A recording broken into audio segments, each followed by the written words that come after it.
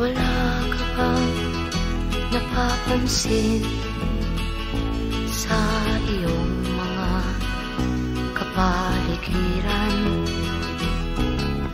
Kay dumi na ng hangin, pati na ang mga ilog natin. Hindi na masamang pag-unlad at malayo-layo na rin ang ating narating. Ngunit masdan mo ang tubig sa dagat, dati kulay asul, ngayon'y naging itim. Ang mga duming ating ikinalat sa hangin, sa langit, huwag na nating paabutin.